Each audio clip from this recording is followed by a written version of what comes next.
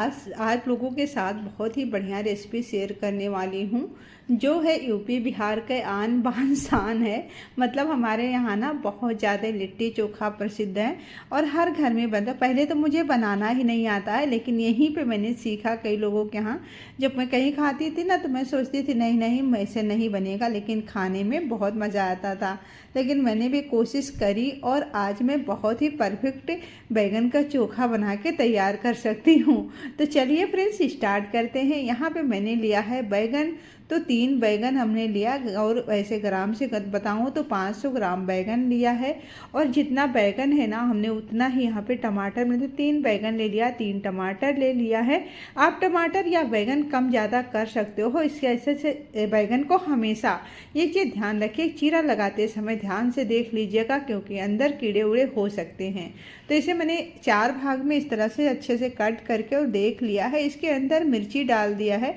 आप चाहो तो लहसुन की कलियां भी डाल सकते हो, लहसुन, लेकिन इसमें मैं लहसुन थोड़ा ज़्यादा डालने वाली हूँ। तो ऐसे बड़ी सी लहसुन की जो है गांठ, इसे मैंने भुनना है। तो मैंने इसके अंदर ही रख दिया है। यहाँ पे लहसुन की गांठ भी भुन जाएगी और साथ में बैगन टमाटर भी भुन जाएंगे। बैगन और टमाटर भुनने में बिल्कुल भी समय नहीं लगता है और ये बहुत ही जल्दी से भुन के तैयार हो जाते हैं। अब ये ठंडा हो जाए तब हम इसका छिलका हटा लेते हैं। छिलका हटाना बिल्कुल इजी होता है। कैसे, ये ठंडा होता है तो इसका जो छिलका है अपने आप ही बिल्कुल ऊपर आ जाता है। जैसे लगता है ना, इस पर इसे हटाना तो पड़ता ही है। तो इस तरह से हमने इसका छिलका हटा लेना है। तो सारे बैगन के छिलकों को हम हटा लेंगे पहले। और थोड़ा सा मतलब इजी लगता है ना, तो गरम गरम में मैं कर रही हूँ क्योंकि मुझे थोड़ा सा जल्दी रहता है, क्योंकि खाना बनाने में लेट होने लगता है। तो चलिए सारे बैगन को साफ़ कर लिया और यहाँ लहसुन की कलियाँ भी साफ़ कर लेती हूँ।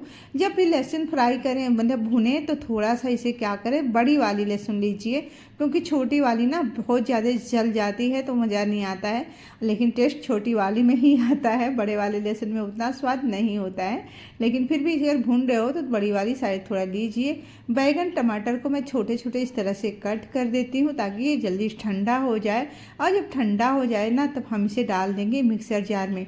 फाइन पेस्ट नहीं बनाना है, बस हल्का सा, जैसे होता है ना बैगन में इसे लच्छा लच्छा सा दिखता है, वो हट जाना चाहिए।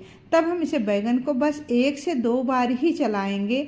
बस इसे चलाया और बंद कर दिया, इतना ही करना है। बाकी हमें इसे पीसना नहीं है, ठीक है। तो हाथ से करने से अच्छा मुझे सबसे बेहतर यही लगता है, क्योंकि इसमें हाथ भी नहीं लगाना पड़ता है, ये बहुत ईजिली दरदरा सा हो जाता है। तो आप देख सकते हो जिस तरह से ये चोखा दरदरा सा दिख रहा है। अब हम यहाँ छोटे साइज के 4 आलू ले लिए हैं। आलू भी आप अपने हिसाब से कम ज़्यादा कर सकते हो, इसमें कुछ ऐसा नहीं कि मतलब हमें इतना ही आलू डालना है।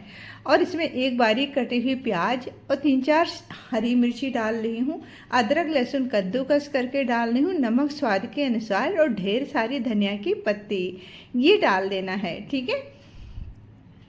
इसके अंदर हमने कोई मसाले नहीं डालना है और कुछ भी इस तरह से नहीं डालना है जो अनहेल्दी हो जाए। आप इसे हाँ, आलू अनहेल्दी अगर हो रहा है तो आप आलू स्किप कर दीजिए, आलू के बिना भी आपका चोखा बन जाएगा। हमें पसंद है इसलिए हम डाल रहे हैं। कढ़ाई में थोड़ी सी ऑयल डालेंगे और इसमें डाल देंगे जीरा और हींग। इसे जैसे जीरा चटक जाए ना तब हम गैस बंद कर देंगे और इसमें चोखा को डाल के ऐसे ढक के छोड़ देंगे। गैस हम पहले ही बंद कर दिए थे, अब इसे ढक के थोड़ी देर के लिए छोड़ देंगे ऐसे ही। जब हल्का से ये ठंडा हो जाए तब इसे मिक्स करो। इस तरह से बनाइए, आप कभी ट्राई करिए, आपको 100% पसंद आएगा। मेरे यहाँ सबको बहुत पसंद है। वैसे मुझे पहले बैगन का चोखा बनाना नहीं आता है, मैंने यहीं पे सीखा है। और जो लोग बिहार के हैं ना उनको बहुत अच्छा आता है। तो मेरे आसपास रहते हैं लोग तो उन्हीं से मैं भी सीख लेती हूँ। चलिए अब इसके साथ हम लिट्टी तो नहीं बना सकते हैं, क्योंकि लिट्टी का प्रोसेस ज़्यादा होता है और गोईठी जलाना हमें आता नहीं है। तो चलिए अब हम क्या करेंगे ना, है यहाँ पे क्या करेंगे, छोटे छोटे लोइयाँ तोड़ लेंगे और हम बिल्कुल लिट्टी जैसा ही रोटी बनाएंगे। ऐसा नहीं लगेगा कि आप लिट्टी नहीं खा रहे हो, ठीक है। सिंपल सा, इसमें हमने कुछ डालना नहीं है। आटा नॉर्मल आटा जो गूँथ के हम रोटियाँ बनाते हैं वही वाला आटा है ये। अब इसको क्या करेंगे, ऐसे मोटे मोटे से हम बेल लेंगे और डाल देंगे एक तावा में। बड़े छोटे तावा है तो आप जैसे आए उस थोड़ा से छोटे छोटे करके इस तरह से डाल दीजिए। जितनी मोटी बना सकते हो उतनी मोटी बनाइए रोटियों। और इसे लो फ्लेम पे पकाइए। तो ये बहुत ही बढ़िया रोटियां फूल जाती है और खाने में सौंधापन होता है, बिल्कुल लिट्टी जैसा ही फील होता है। बट ये नहीं कह सकती लिट्टी है, लेकिन हाँ अगर आप इस तरह बनाते हो, अगर आपके घर पे कोई मेहमान आ जाते हैं ना, वो भी इसका फ़ैन हो जाएंगे, तो ज़रूर एक बार इस रेसिपी को ट्राई करिएगा। कोई इसमें अनहेल्दी नहीं है, आप जितना चाहो जी भर के खाओ, कोई टेंशन नहीं। अच्छा, हमारे गोरखपुर में है ना, जब हम लोग शादी में जाते हैं तो शादियों में भी लिट्टी चोखा मिलता है। हमको पहले नहीं पता था, लेकिन मतलब लिट्टी चोखा, लेकिन जब से यहाँ पे आए शादियों में जाने लगी ना, तभी जब मुझे पता चला कि लिट्टी चोखा भी इस तरह से लोग बनाते हैं शादी में। तो इस तरह से देखिए, हम फोक चम्मच ले रहे हैं। अब रोटियों में हमने इस तरह से होल कर देना है और इसके ऊपर ढेर सारे घी डाल देना है। अंदर तक घी चले जाना चाहिए, इतना अच्छे से फोक के सहायता से इसमें होल करिए और अच्छे से घी डाल दीजिए। और अब आप इसके साथ प्याज कट कर लीजिए, सलाद जो भी है आपके पास उस तरह से कट करिए और इसे एंजॉय करिए। 100% आपको पसंद आएगी, गारंटी है मेरी। अगर नहीं पसंद आए ना तो बताना कमेंट करके। चलिए, हमने और जितना बन रहा है, जैसे जैसे गरम गरम सबको खिला रही हूँ और इधर बनाते जा रही हूँ। तो जैसे जैसे मैं बना रही हूँ ना, साथ साथ घी जो है लगाती जा रही हूँ, क्योंकि घी बहुत ही इसमें मेन है। अगर आप घी नहीं लगाओगे ना तो रोटियाँ ऐसे सूखी सूखी सी लगेंगी, अच्छी नहीं लगेंगी। और इसके साथ जो है ना, घी का जो कॉम्बिनेशन है बहुत ही बढ़िया जाता है। तो ज़रूर घी लगाइएगा अगर आपको पसंद है तो। कई लोगों को घी नहीं पसंद होता है तो वो लोग नहीं खाते हैं। अगर आप नहीं खाते हो तो ऐसे खा लीजिए, लेकिन ऐसे घी लगाओगे ना तो रोटियाँ जो सॉफ्ट भी रहेंगी और खाने में मज़ा आएगा।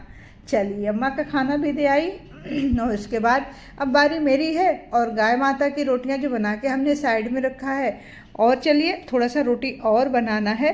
तो इस तरह से कोई रेसिपी ऐसे होता है कि अनहेल्दी होता है, बिल्कुल भी हेल्दी नहीं होता। मतलब बहुत सारी रेसिपीज इस तरह की हैं। तो आप अगर इसे बनाना चाहते हो, ट्राई करना चाहते हो तो बनाइएगा ज़रूर, और कमेंट करके हमें भी ज़रूर बताइएगा कि कैसा लगा था। मुझे पक्का यकीन है आपको बहुत पसंद आएगा, ज़रूर एक बार ट्राई करिएगा। और बारिश के मौसम में ये सारी रेसिपी जो बहुत ही अच्छा लगता है, जब थोड़ा थोड़ा सा बारिश होता है ना तो ये सारी रेसिपी बनता है। कल बारिश बहुत अच्छा हो रहा था, तभी ये मैंने बनाया था, ऑडियो आज बना रही हूँ। ठीक है, तो आज का ये हमारा डिनर था रात का। अभी इस समय बज रहे हैं 8, और खाना वगैरह, और खाना हमारे यहाँ जो है जल्दी खा लेते हैं। कहते हैं, वैसे तो लोग बताते हैं कि शाम को 4 बजे तक खाते। मेरे पापा खुद ही शाम को खाना नहीं खाते हैं, सिर्फ दूध ले लेते हैं।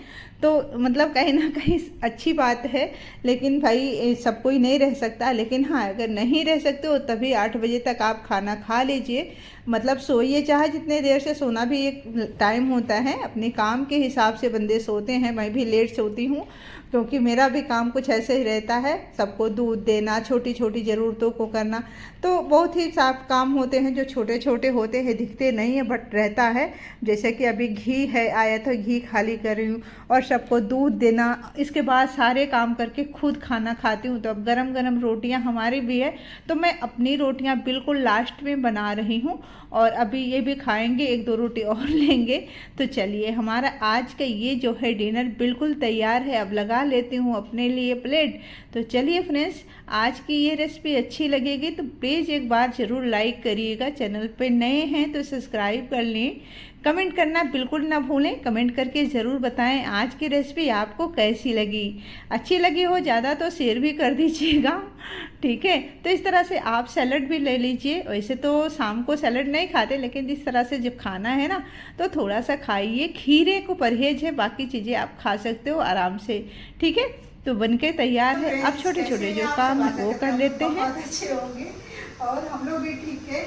आज आप लोगों के साथ रात का खाना मतलब शेयर कर रही हूँ, जो बहुत ही हेल्दी और बहुत टेस्टी है। ये मोटी वाली रोटियाँ, चोखा बन गया है, और बैगन का चोखा तो भाई बहुत ही अच्छा बनता है अगर हम तरीके से बनाते हैं तो। और लिट्टी बनाने में ज़्यादा ताम झाम करना पड़ता है, मतलब कई तरह से आग जलाना होता है। आप इस तरह से बना सकते हो, छोटी छोटी मोटी मोटी रोटियां बनाइए और इसमें ढेर सारा घी डालिए, बहुत ही मज़ा आएगा खा के, आप लोगों को पसंद आए। तो अब मैं बना लेती हूँ अपने लिए रोटियाँ, उसके बाद मैं खाना खा के फिर करूँगी अपने किचन की सफाई, क्योंकि थोड़ी देर खाना खाने के बाद छत पे जाती हूँ, उसके बाद खाना खाऊँगी और फिर दूध निकाल के रख दूँगी साइड में। और बाकी काम जो होता है ना किचन की साफ़ सफाई मैं शाम को ही करके सोती हूँ, बिल्कुल भी एक भी काम मैं नहीं छोड़ती किचन का कि मतलब नहीं करूँ। अच्छा हाँ, मैंने सुना था मेरे गुरुजी कह रहे थे कि जो तावा है वो तावा तो ना आप मांजिए और ना तो मतलब घर ऐसे चूल्हे पे छोड़ दिए, साइड में आप रख दीजिए। तावा को सुबह मांजना चाहिए, ऐसा गुरुजी बोल रहे थे। और मुझे तो मतलब उन्होंने बताया था, तब से मैं साइड में ही तावा रख देती हूँ और लोहे का तावा ही इस्तेमाल करती हूँ। कहते हैं लोहे के तावा में रोटी बनती है अच्छी, लेकिन आज मुझे थोड़ा सा रोटियाँ इस तरह से बनानी थी ना, तो मैंने लोहे के तावा ना इस्तेमाल करके नॉन स्टिक का इस्तेमाल किया, क्योंकि ये बड़ी तावा है मेरा जो है, तो इसमें कई रोटियाँ एक साथ बन जा रहे थे, तो इसलिए मैंने इसमें बना लिया। वैसे तो मैं तावा में ही मतलब आयरन तावा में ही बनाती हूँ। चलिए फ्रेंड्स, अब कर देते हैं किचन की सफाई, उसके बाद जाऊंगी थोड़ी देर छत पे टहलने के लिए। अभी इन दिनों बारिश का मौसम है तो बाहर तो नहीं जा सकते हैं, वैसे मैं बाहर ही जाती हूँ 10 मिनट के लिए ही, खाना खाने के बाद घूम के आती हूँ। बट अभी नहीं जाऊँगी क्योंकि अब अपने लिए मैं पानी रख लेती हूँ कि बार बार मुझे किचन में आना अच्छा नहीं लगता है। जब काम ख़त्म हो गया किचन का तो किचन में नहीं आऊँगी, तब अपने लिए भी पानी मैंने रख लिया। पहले मैंने रखा था